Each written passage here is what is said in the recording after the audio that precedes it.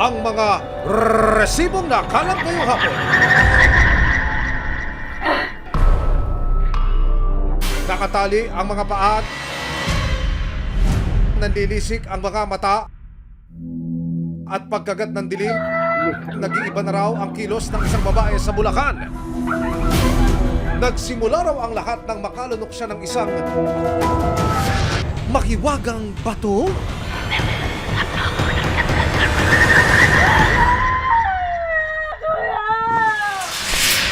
Lalaking tila enjoy na enjoy sa pagsha-shopping sa iba't ibang mall sa Quezon City, bumili ng mga mamahaling cellphone, mga alakas, gamot at iba pang grocery items. Ang kanyang nagastos, umabot ang halos kalahating milyong piso. Wow! Yayamanin! Pero ang mga transaksyon sa credit card bill daw ng isang senior citizen nagsilitawan. Susunod, nang sumali ang isang babae sa isang di umano'y kulto online. Unti-unti na raw siyang nagbago at parang sinaniba ng mga elemento. Ano kaya ang totoong kwento sa likod ng kanyang nakabamahalang pagbabago? Abangan mamaya ang halos kalahating milyong piso na kumarga sa credit cards ni Tatay Victor. Pinababayaran na ng mga bangko. Resibo, walang lusot ang may atraso.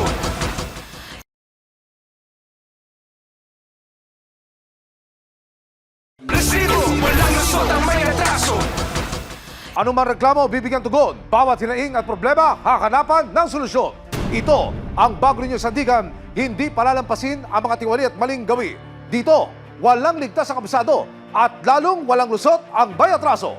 Dahil ang lahat, hakanapan natin ang resibo. Magandang hapon, ako po si Emil Sumangil. Umalis ng matino pero pagbalik tila tinakasan na raw ng katinuan? Ano kaya ang nangyari sa isang babae sa Bulacan na tila naging balisa at nawala sa sarili mula nang siya'y sumali umano sa isang malakultong grupo na sumasamba raw sa mga puno? Sa cellphone video na ito, makikitang nagpupumilit na tumayo ang isang babae habang nakagapos. Maya-maya pa, bigla na lang siyang nagsalita ng ibang lengguwahe at ngumiti. Sa isa pang video, nagpupunit ng mga plastik ang babae habang nasa sulok ng isang kwarto. Kalat na po. Ang babae sa video, nakilala ng resibo na si May May, hindi niya tunay na pangalan. Kwento ng kanyang biyenan na si Lydia, hindi naman daw ganito noon si May May. Kahit may anak si sa una, 6 na buwan pa lang siya yan, tanggap ko kasi nakikita ko na mabait si masunurin nga bata. Wala akong masasabi. February 2025, nagpunta si May May sa kanyang tiyahin sa Bulacan para magtrabaho bilang isang waitress. Nag-chat na siya na nandoon siya nagtrabaho. 2 buwan siyang nawala dito, ma'am. Nang bumalik na sa kanilang bahay si May May, dito na raw napansin ni Lydia ang pagbabago sa kanyang manugang. Sa tuwing sasapit ang dilim, may kakaibang mga kilos na raw si May May. Noong nakaraang gabi, nandoon siya sa may harapan ng kambing naglalaway. Bigla-bigla rin daw itong nawawala at naglalakad ng mag-isa. Susunod, nang patignan si May May sa albularyo, nakalunok daw ito ng mahiwagang bato na regalo sa kanya ng isang grupong sinalihan online. May nalunok daw po. Lalaking tila nag-all out sa pagsha-shopping sa iba't ibang mall sa Quezon City. Mahiwagang mga credit card ang mga gamit. Ang kanyang kinaskas sa loob ng 2 araw, umabot sa halos kalahating milyong piso. Resibo, walang lusot ang may atraso.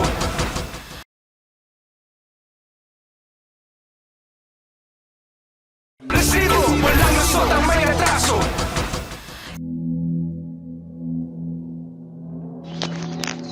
Tila nawala na raw sa sarili at parang bigla-bigla na lang daw sinasaniban pagsapit ng dilim. Ayon sa kanyang asawa na si Ray Mark, nagsimula raw ang pagbabago ni May May nang mahumaling ito sa online Bible reading. Ito lang nakaraan lang talaga na ano. Biglang lumayas, pagbalik. Ganyan na, ganyan na. Sunod-sunod na yung nagba-Bible. Ito po yung pinapanood ng mga asawa ko po. Panay ang panood niya online. Hindi na kumakain, ma'am. Hanggang bumigay siya sa loob ng 3 araw, bumigay na siya, ma'am, na ganun na. Ilang beses na rin daw may bumisitang mga miyembro ng isang religious group na sinalihan daw ni Maymay online. Sa hinalang may kinalaman ang grupo sa nangyayari sa asawa. Sinubukan daw sawayin ni Raymark si Maymay pero Hindi po nakikinig eh. Nagagalit lang po eh. Masyado kang maglilingkod tayo sa Diyos. Malapit na ang paghuhukom. bukod sa Biblia, si Maymay binigyan ng grupo ng mahiwagang bato na magpoprotekta raw sa kanya laban sa kasamaan. Nung binihisan ko, nakita ko may nakatali sa ganito.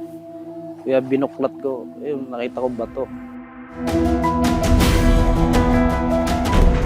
Nang ikonsulta nila si Maymay sa isang albularyo, dito nila napag-alamang nakalunok si Maymay ng isang bato.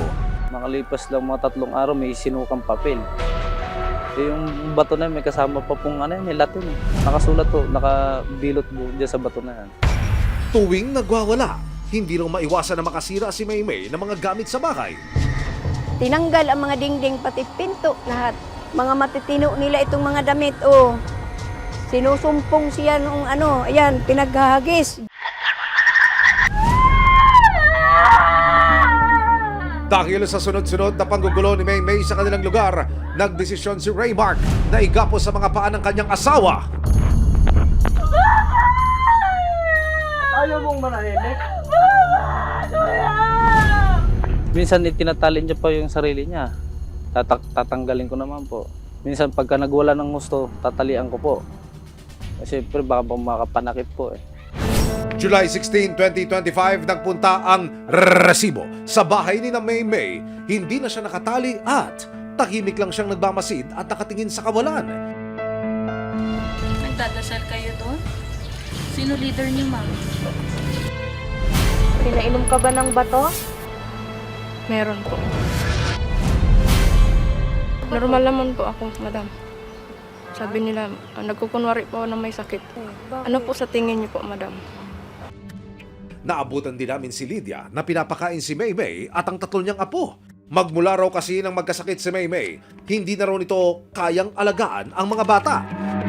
Sa gitna ng panangkalian,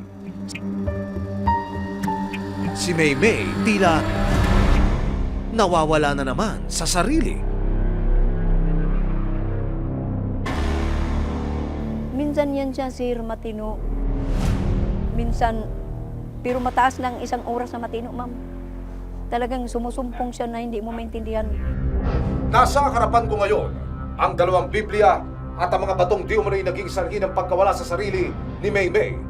Kung makikita niyo po, halos sira-sira na ang mga Biblia na ayon sa pamilya ni Maymay ay gusto na raw nila itong sunugin para bumalik na siya sa dati. Ang mga bato namang ito ang nailuwa ni Maymay pagkatapos siyang dalhin sa albularyo. Sino nga ba ang grupo na tinutukoy ng mga kamag-anak ni Maymay? Sinubukan niyang imbestigahan ng resibo. Para makakuha ng impormasyon tungkol sa di umano'y sinalihang grupo ni Maymay, nagpunta ang resibo sa San Rafael, Bulacan kung saan siya namasukan. Ayon sa kanyang kapatid, napansin niya ang pagbabago sa kilos ni Maymay nang may mapulot daw itong cellphone sa kabilang barangay. Doon po siya nakakuha ng mga Bible verse na lagi niyang binabasa. Tapos nung lagi niya nababasa yung mga Bible verse, hindi na siya nakakatulog. Sa pagtatanong ng resibo sa barangay, wala raw silang alam na grupong nag-iikot para manghikayat ng mga sasali sa kanilang samahan. Ito rin ang naging pahayag ng mga opisyal ng barangay sa DRT nang tanungin namin tungkol sa sinasabing grupo online.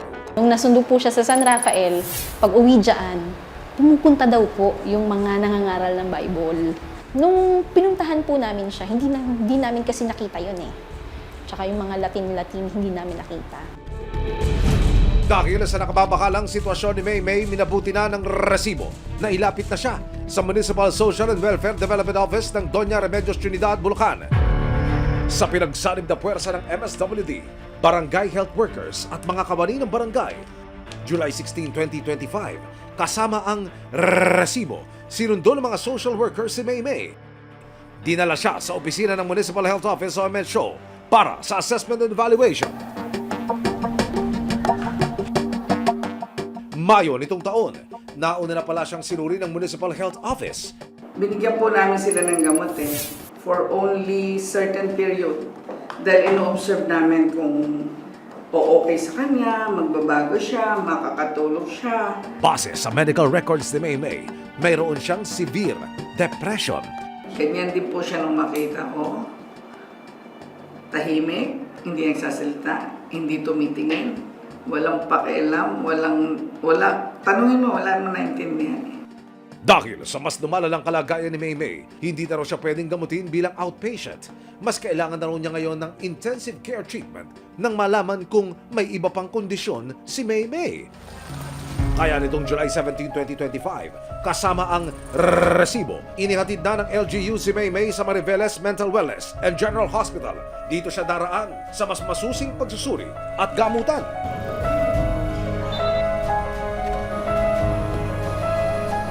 Ayon naman sa isang mental health expert, walang direktang epekto ang pagkakalunok ng bato sa kondisyon ng pag-iisip ng isang tao. Biological side, ito yung genetic problem na yung genetic predisposition ng isang tao versus yung sasabi natin na environment, no, yung mga experiences, dito pumapasok yun. Maaring may genetic predisposition yung isang tao, pero ang magiging trigger niya, yung mga experiential na part ng life ng tao. Nagpapasalamat po ako kay Sir Emil Sumangi.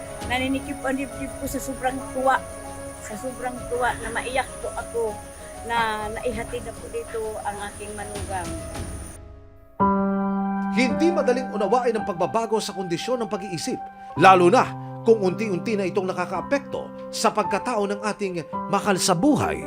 Anuman ang mga haka-haka sa likod nito, tanging ang walang humpay na suporta at pagtanggap ang kailangan.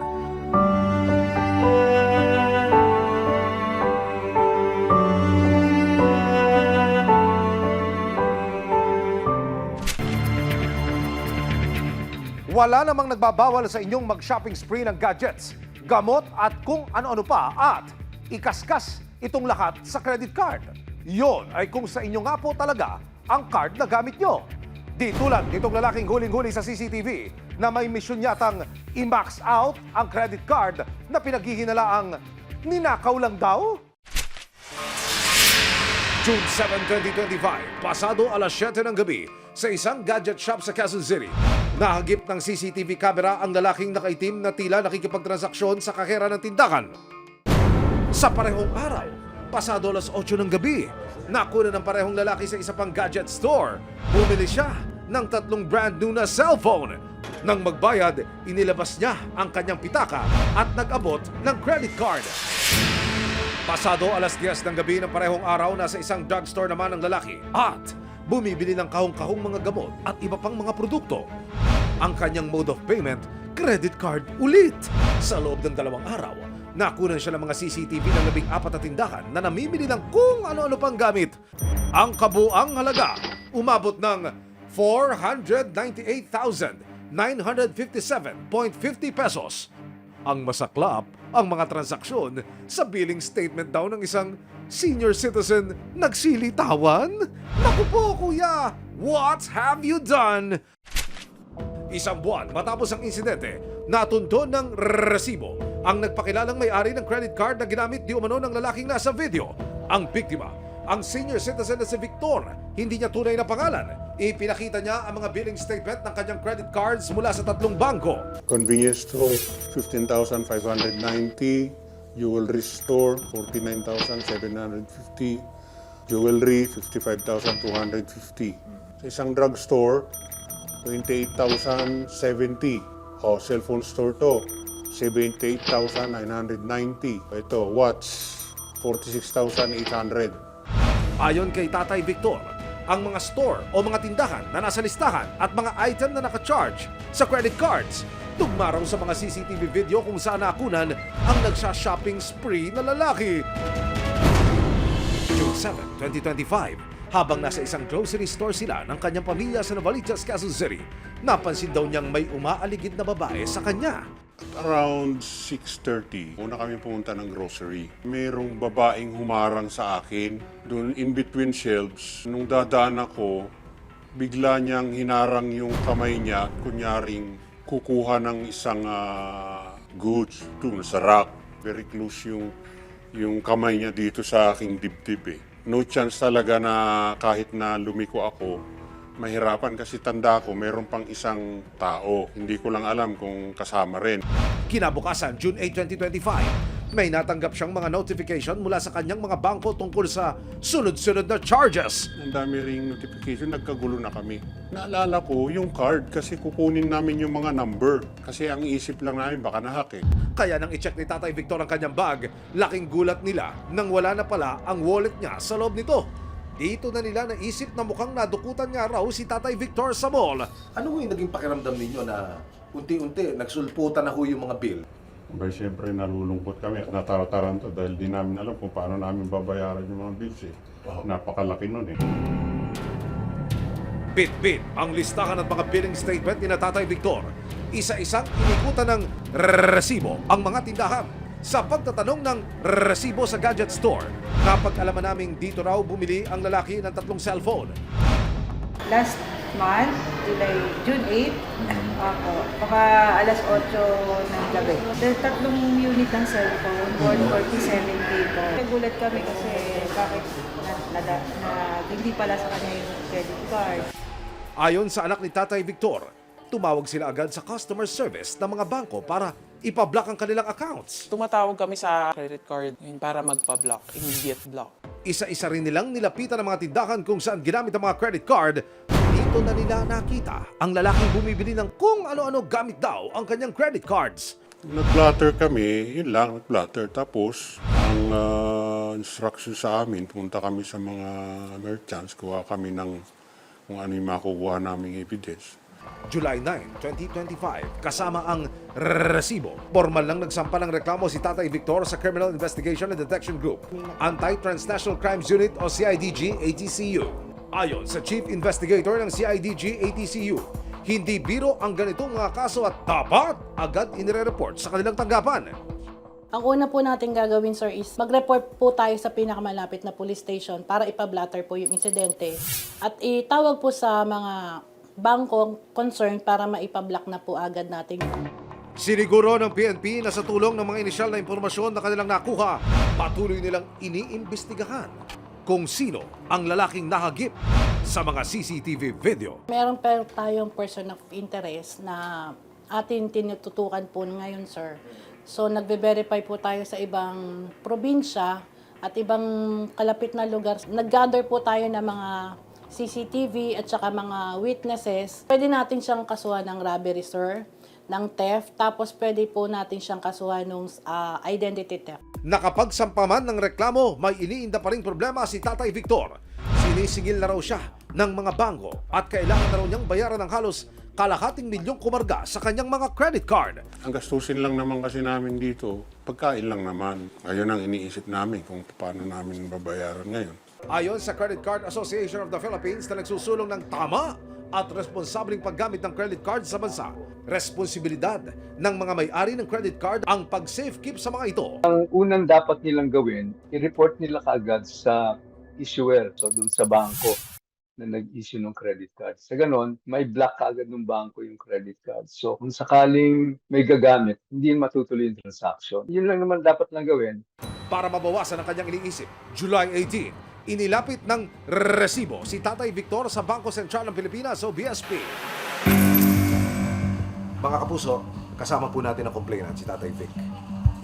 Makakausap po natin ngayon ang kinatawan ng Bangko Sentral ng Pilipinas online para direktang maiparating sa kanila ang hinaing ng ating kapusong si Tatay Vic na lumalapit po para masolve ang kanyang problema.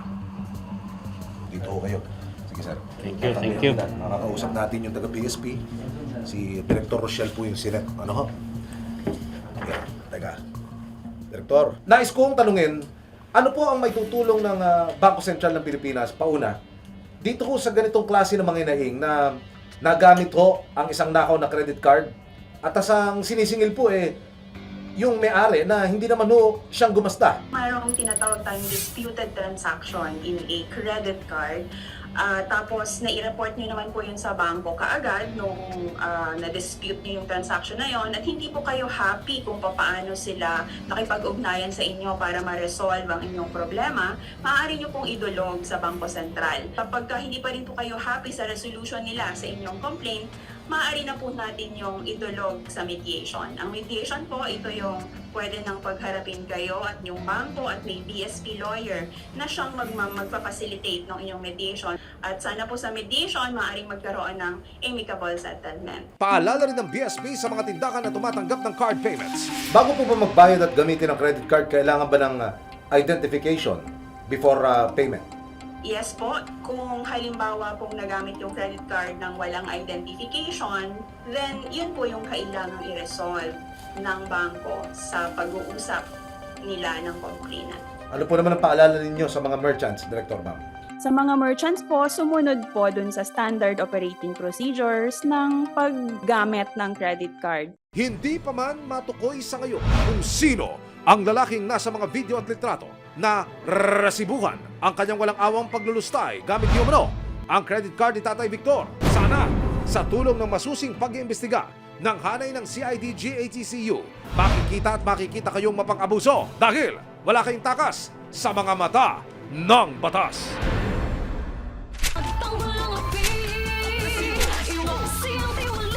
Sama-sama nating ituwid ang tiwali at baluktot. Itakwil ang maling gawi at modus na bulok. Walang ligtas ang abusado at lalong walang lusot ang may atraso. Dahil ang lahat, hahanapan natin ang resibo. Hanggang sa muli, ako po si Emil Sumangi. May ebidensya, resibo.